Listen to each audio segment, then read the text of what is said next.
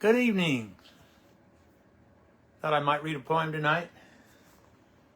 It's possible I've read this poem online before. I don't know. I love this poem, and I've read it often in groups.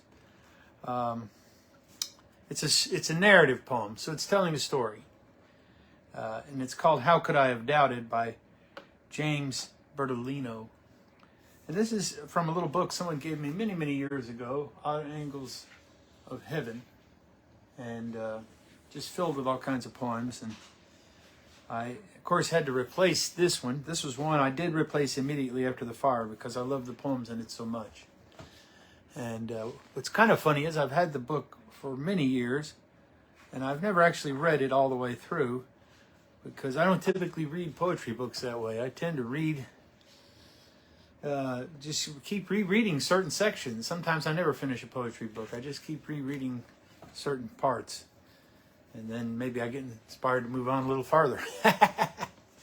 So, tonight I'm going to read this poem called "How Could I Have Doubted?" And it's about a young man's first communion. And even if you don't have a Roman Catholic background, you can appreciate this boy's story. It was second grade, a parochial school, and I was new in town, new with my many-vowed name and dark complexion. That spring, after all the kids had turned 7, we would have the Lord's chalky wafer placed on our tongues. The nun who taught us was the one we thought was blonde, Sister Mary Benjamin. But like the others, she was careful never to show her hair. We thrilled to rumors of a summer camp where the sisters went free of their white and black and their hair rippled when they swam, and bare legs were warmed by the sun. For months, she prepared us for that grave and brilliant Sunday when we would join the endless procession of the guilty. She told us that on that grand morning of membership in the mystical body of Christ, the Lord would smile on each of us and for that moment could deny nothing requested by these brave and glowing children. What power we were given. I knew what my wish would be.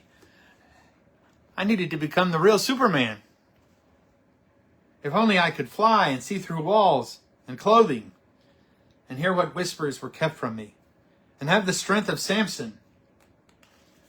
Then I knew I'd be loved and happy.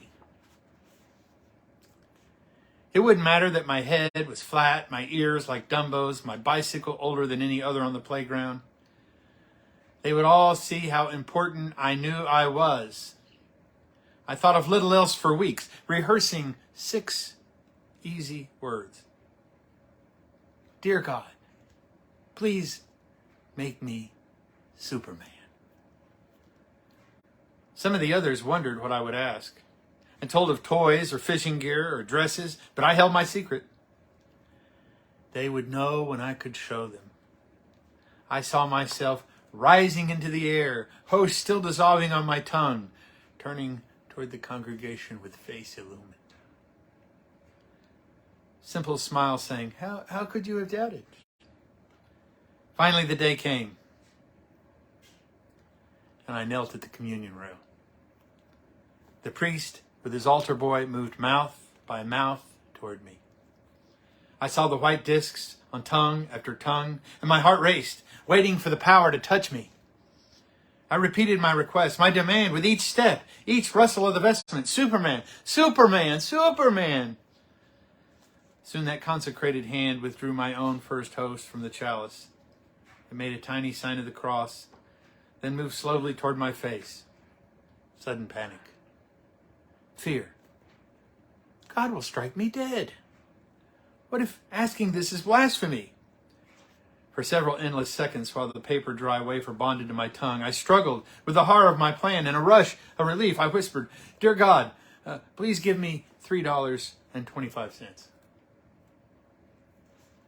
was a beginning. I knew I would never be the same. Sad I lacked the resolve to grasp my dream, but happy I had survived my first confrontation with the divine. By early afternoon, I'd received 3 cards from relatives and friends, each offering a single $1. As I stepped out of the house onto the sun-dappled porch, On my way to the Sunday matinee, my mother called after me, "Here, honey, here's some money for candy." And God handed me a quarter. That's How Could I Have Doubted by James Bertolino. I hope you all have a great night. Blessings.